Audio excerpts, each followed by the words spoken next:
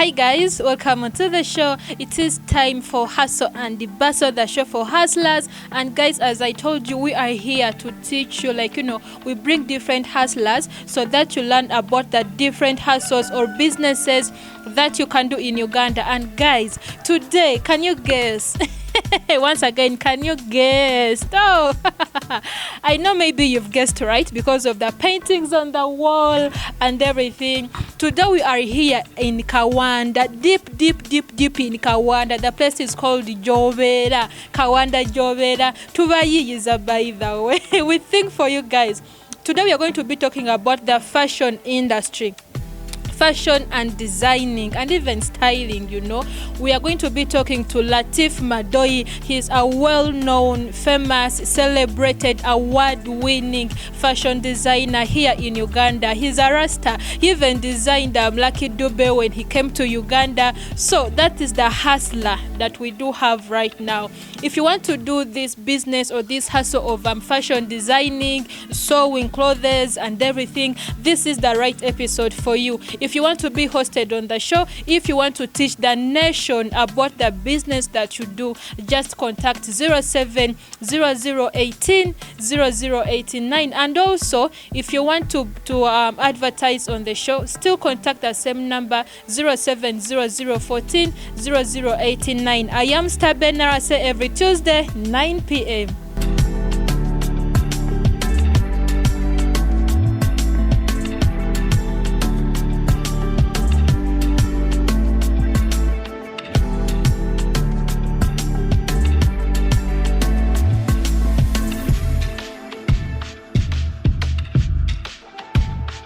Big man is here. In the intro, I've said celebrated, famous, award-winning, vichi.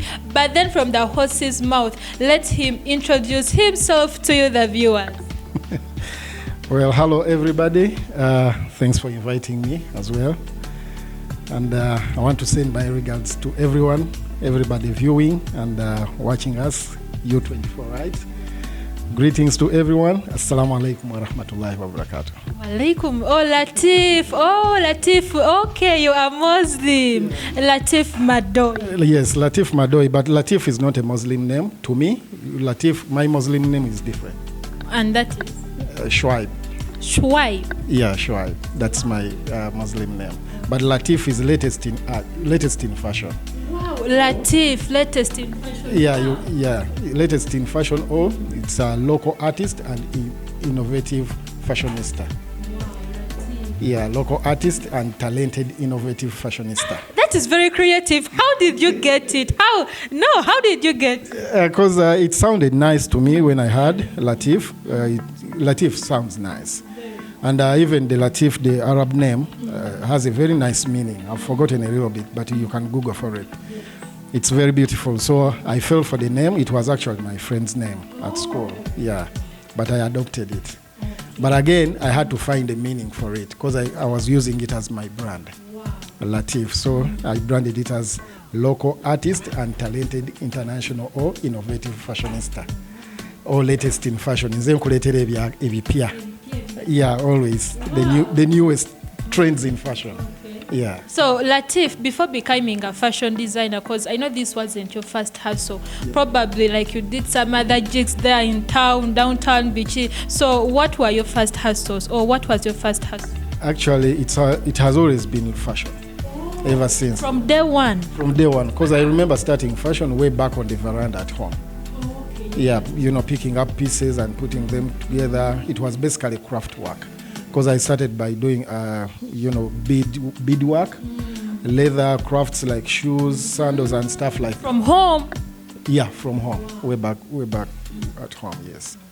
Yeah. Okay, so this being your first hustle, it runs in your DNA. What inspired you to come into this industry? Actually, I just thank the Almighty, for enabling me or revealing me this talent to me that I came to realize when I was still young. Yeah, so when I realized that this is my real talent, I cared about it. I had to, what can I say? Nalindi no developing. I had to develop it, to push it. So I started by doing craft work from home, repairing for my sister's clothing, even when we are playing, with dole. Ebyayi. Yeah, my part was basically dressing. But I was doing also other craft works, like building small houses, making motokas over wire, wiring them with lights and everything, or kole mipira, tubes.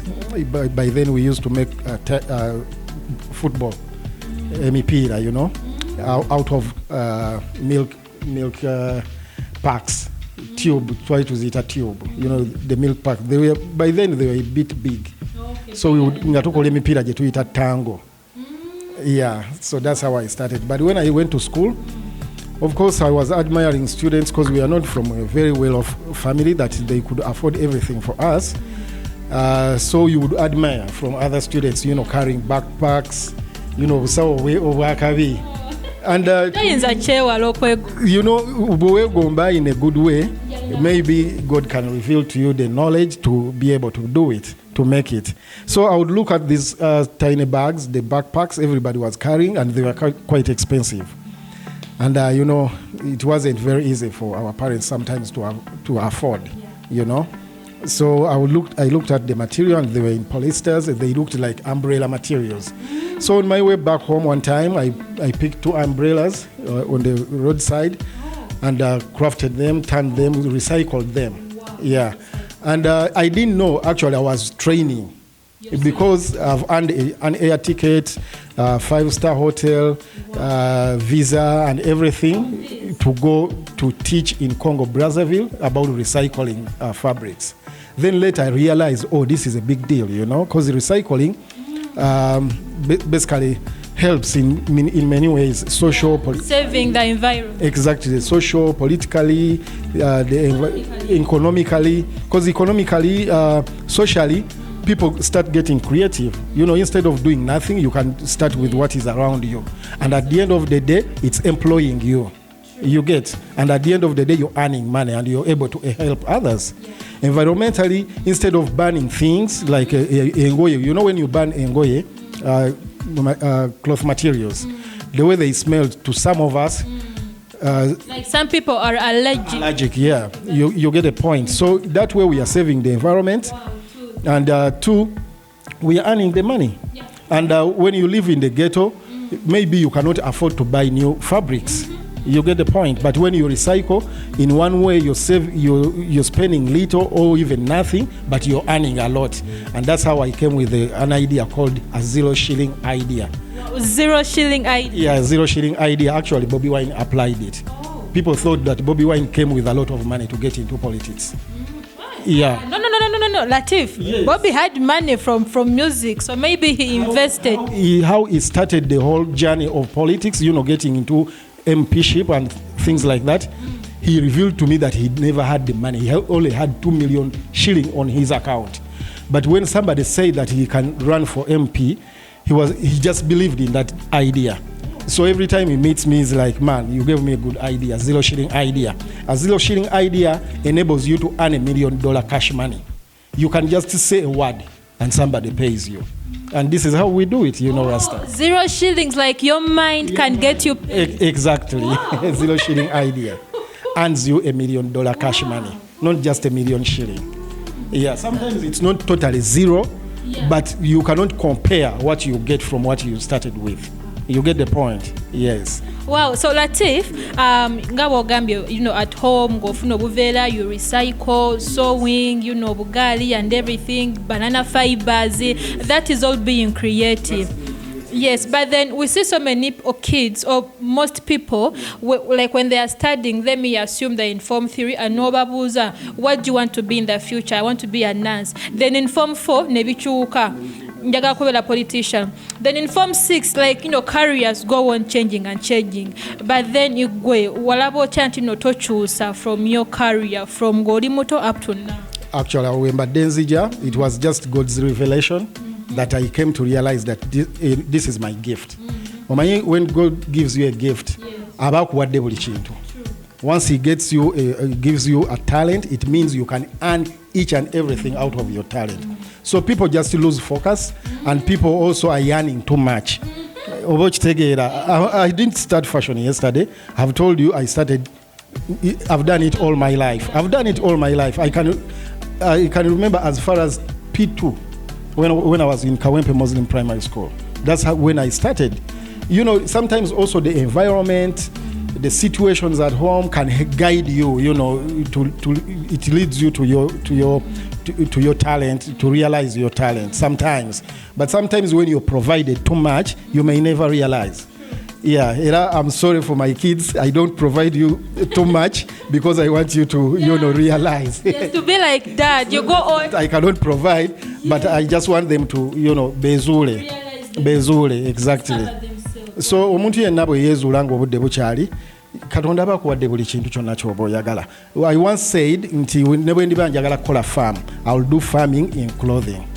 Nja kulunda ebyalaani bingi so I can have many tailors around.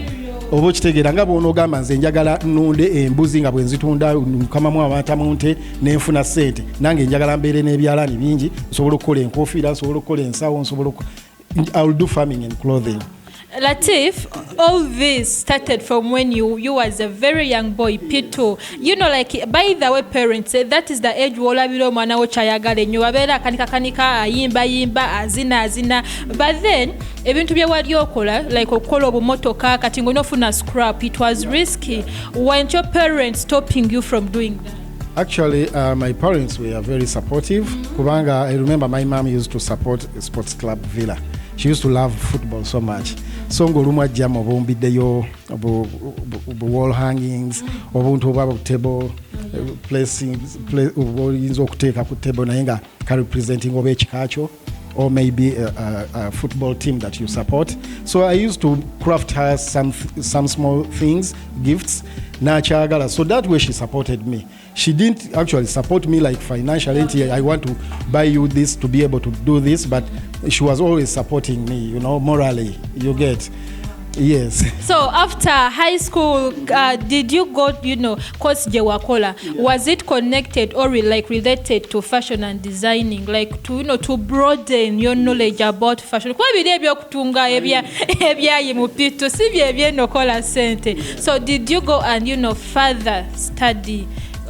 Fashion designing. Yes, I did after my O level. After some time, maybe a few years, because I'd lost my dad when I was in senior 5. I didn't join campus immediately, but this is how it all started.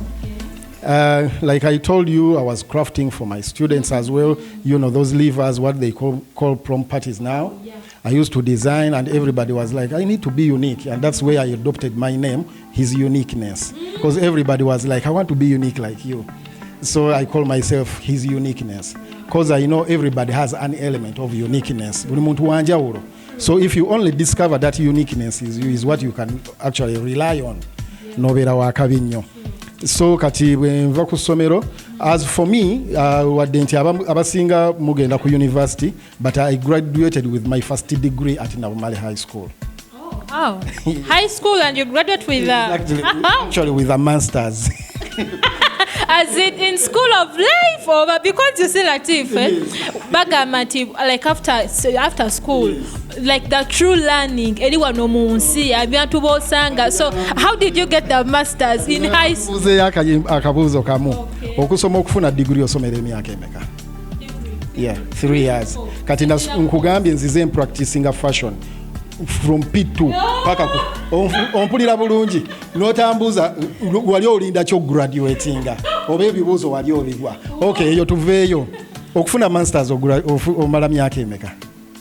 Yeah, okay, let's say 5 at most. Yeah, maybe 5 okufuna masters, isn't it? Naye okugambye natandika fashion starting from P2.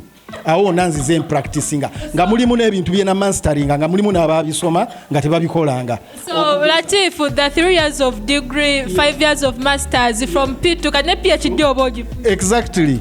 So nze na graduatingira at Nabumale High School nenfuna masters zange mu fashion actually olw'okubanga nti nali designing abaana. Like I told you, students used to ask me okuba creating designs as unique. Nga nebo ogenze mu ssomero, sometimes oyinza obutazisoma ezo design to come to my standard. Ngeri gye nali nga nzikolamu. So bwenva nga bwegambye, I'd lost my dad in senior 5. Somehow nenkola senior 6 well. Naye ate bangoba ku ssomero for my uniqueness. Uniqueness, how? Yeah. Actually, I used to like create hats nga mu ssomero tebakkirizamu fancy dressing.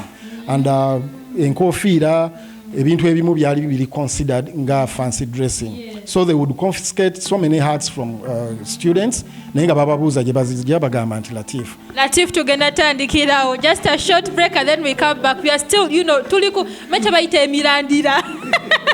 Latif Madoi, we are coming back.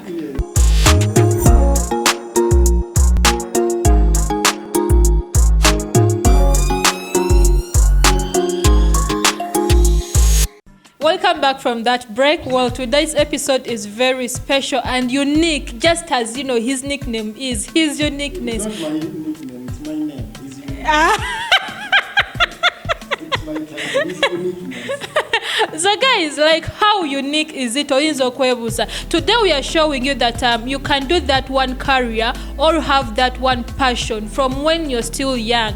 Not a chusa like doyagala kola as you grow, Latif has been into this thing of fashion designing, styling, like okuzanyazanya nebintu from when he was in P2 up to now he's earning money from it. That's how today's episode is unique because most of you muchusa P7 pilot, senior 2 nurse, senior 3 at manga technician. So you see, that is how today's episode is unique. So Latif, when they chased you from school, how did your parents feel? Kati ojja kunzijukizaamu awo naye waliwo ku kyo mentionings awo njagadde nkitereezeemu ogambye nti since we P2 up to today I'm still making money out of it. Nedda ngamba like oli mu kintu kyekimu whereby otuuse nofunamu ssente naye omanyi bwe tugamba ku ssente abantu abamu bajja getting discouraged on the way. Because like nze nkikoledde ebbanga ddene it means ntaddemu obugumiikiriza bungi. Some people are not ready to kugumiikiriza naye mpozi kyensobola obbakakasa kubanga balina ofuna essuubi lwaki onookola kino. When you decide to do something olina kye bayita consideration. What are you considering? Njagala okukola fashion maybe waliwo ekijja mu maaso awo. For example kati tulina politics nti bw'okola enkofiira ziri eza round okwefaananyiriza president waliwo ba buyers, bw'onookola overall eza red okwefaananyiriza omugoberezi bijja ttambula oba onfuna bulungi.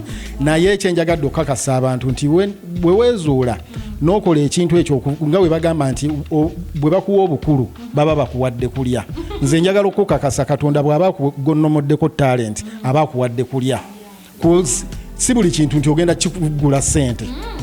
Yeah, as for me kyenjagadde correctinga nti weezuula n'ofuna talent you're going to live a good life. Because to me fashion is a lifestyle. Era mbagamba abantu nti you can decide to live a fashionable a great lifestyle which is basically fashion, because fashion is also a lifestyle. Bw'otambulira mu bulamu obwa fashion era weeyagala bulungi nnyo. Njagala okukakasa nti tickets zenfunye ez'ennyonyi nga sitaddemu ssente zange. Otherwise nalisoose kuhasolinga nnyo ngule tickets oba okitegeera, but you earn tickets to shows abroad, hotels, ebintu bingi nnyo by'ofuna. Nagula emmotoka yange just to showcase because I won showcasing 10 design and I won 3,000 euros. Nengula emmotoka yange yasooka. Naye nandisoose kukola nnyo n'engoye zino zitunda, but it's showcasing. Engoye zange ne baziraba ne bazisima ne bagamba tukuwadde bronze thread award, tukuwereddeko 13,000, tukuwereddeko genda okola internship e Paris, tukuwadde ticket and everything. Meaning when you discover your talent, exactly. Don't sleep on it. Don't sleep on it. Katonda abakuwadde bukulu, abakuwadde kulya. Yeah, so tunulira nnyo ate ssente. Because nze abantu nabakoleranga nkofiira za bwereere. Ate bw'ajambala eyo oli agamba yi enkofiira nga yakabi nti nina rasta wange azitunda meka nja kutwala gwajja gwamanyi oba okitegeera. So that's how you earn a good life. Obeera weeyagala, sometimes you don't have to worry about money. Wabula you worry about life. Once you are alive then you have everything. Exactly. So muyize sente si ya buli kimu. So bamaze okugoba wali mu ssomero nga babuuza abaana enkofiira mwagijja wani Latif wagijja wani Latif. And also ngabo gambye nakolanga nnyo obuweta. My company was always dominated by girls. Company? Yeah, like I was your circle in girls company, you know. Olwokubanga bantuukira bagala gifts, bagala okukola birthday bwabwe mbakolereyo obuntu. So they would see me, they would support me, the authority. Banda bambeera nnyo mbawala ate it's a mixed school tebatukiza kuhanginga nabawala okuleka mu kibiina. So nibagatta emisango, introducing fancy dressing and also always being in company of girls. Naye it was basically si kuba kwana wabula nalimba kwana k'emikwano okubeera bakirayansi bange. So they used to support me a lot. So ne bangoba actually after designing the school team emijozi gy'essomero nga mazo designing. Wandi bagambye headmaster, maybe you don't know but I'm the one who I'm the Latif who designed. Kakati uliriza. Actually that would be the consideration at least jabandi besingidde konga we gambye ndozo omusajja teyalowooza ku kintu kye yakola ekyokungoba. Otherwise if you know calm himself down, think about it, not taking a consideration naye gwe tugenda okugoba, what can he do in school kikyakoledde essomero, you know, nandeka naye bwe yangoba somehow era kyanyamba, you know, sometimes challenges help you. So bangoba immediately after registering for my senior 6 nenumba Mbale SS. So nsanga Mbale SS headmaster yali ku my O level school Masaba, Mr. Apollo, rest in peace, ngate yali ku Mbale SS. Nemwegayirira nemugamba njagala kusomerako wano naye bangobye nabo mali, but I'll go back and do exams because he was my dad's friend, and secondly yantulugunya nnyo mu ssomero mu O level olwa fancy dressing era kati bwe nagenda yo yaseka busesi nagamba kugobye kati you know nga manyi ngenda nakusasula fees, omusajja yangamba soma busomi like for free. Yeah, for free, like a scholarship. Yeah, yamala nakizuula nti it wasn't actually nsobye okuba nti nkola ebintu ebyo. Ye yakizuula n'agamba nti this guy needs support. So yandeka n'ensoma ku Mbale SS for 2 terms paka wenaddayo nabo mali nkola ebibuuzo. Those 2 terms, Latif, those 2 terms you ngosomera bwere chiringa scholarship. What were you offering to the school? Because ofuna scholarship either obera footballer obera mukwaya. So what were you offering? Era still ngotunga uniform over? Actually sina chenaba offering. Headmaster yakola decision yengo omuntu gwamanyi personally. Basing on the reason why bangobye singa bali bangobye kunabo mali nti naso omwana obana nafumisa omwana ekyo. So I don't think yandibadde azikiriza naye olwokubanga namuwa reason janinako history. I think that's how we took the consideration nangamba tosasula mbulira kyatuuka ku fees. Now I had lost my dad nga bwe gambye. So the Supreme Council of Uganda Mbale yali etusasulira school fees ngenge kubanga yali discard wa Mbale by then. So ne basigala nga batusasulira. By then our stepmom yali Kampala nga naye atukwatirayo kasente. Naye ng'omugezi bwabeera, so I would get the money from mom nengende Mbale ne bampa akaja. Naye kirungi sente ezo saazirya.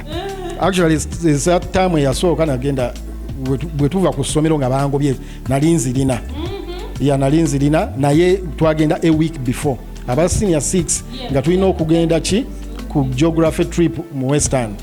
So fees ezo nga nzirina sinabazisasula nengenda ku trip eyo.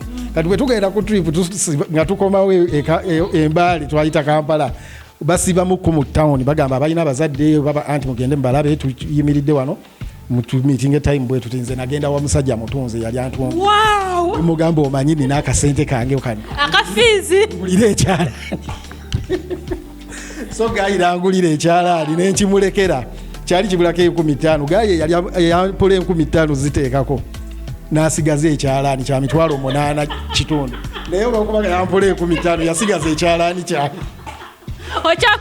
That guy rest in peace bamutaga yali mubbi actually nakola risk yali asobola okubba ekyalaani kyake yakufuna mu profit simanyi naye good enough nakomawo after the term ne musasula sente ze nampa ekyalaani kyange. So that's how I bought the first sewing machine nga sigikozeseza nenzirayo third term.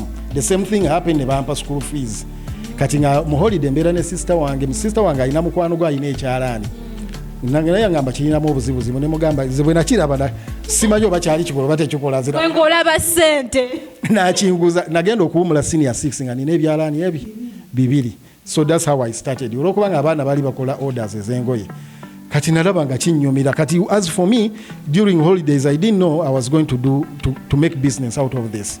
Naye olwokuba nga nasooka nga tugenda nnyo buno obudongo bw'emisana abazadde abaana olumu mubalika ne bagenda ne bamiitingako bannaabwe. Sometimes creativity ezo promotion ezijja ku byalo. Exactly. Kati singa ate muzadde wange yali strict nnyo nali nyinza obutakimakinga that way. Naye olwokuba nga ate nali mbeera ne sister waffe ng'ali ye flexible, so I would go kumuoba obudongo. Si byakwonooneka, sigamba abaana kugenda kwonoonekerayo kunywa walagi, kunywa njaga n'ebigenderako kugaaya bikoola. Nedda, wabula to develop ideas. Oba okitegeera cause mubeera n'abaana aba classes ez'enjawulo. Kati bwe weegomba omwana ali mu class ekintu kyayambadde nga tokisobola, maybe it can be a revelation for you to be able to make it. Ate kati otandika kimuguza.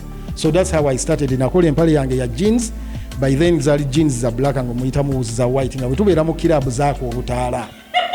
Kati nga ye trend eriko oyina okubeera ne jean naye ng'eyitamu woozi za white. Sako omulamba. Goodness, nayigikolerako jacket. The first jean I made omuwala ye yagigula. Latif, eyo jean material wa mujjawa.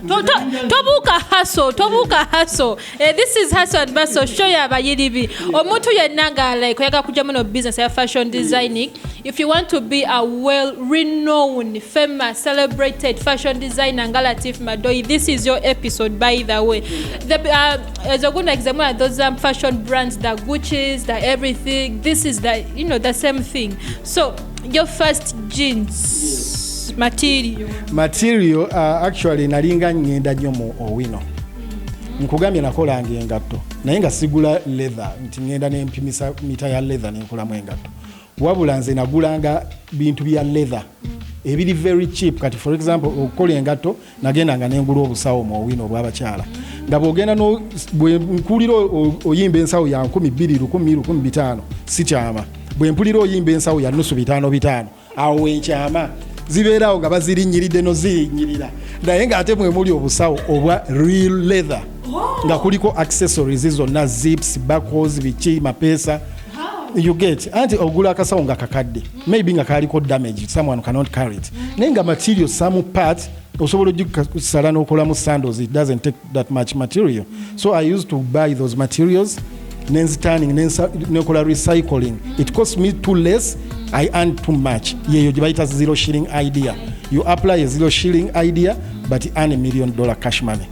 So when I tunde omuwala bwansasula jeans, it was just enough money to buy another material okufisaako nenkubako akadongo. To me that was business automatically. The first jean nensimbula. So kati nga siva mu budongo naye nga ogenda mu budongo ku marketing, and that's how I ended up dressing artists.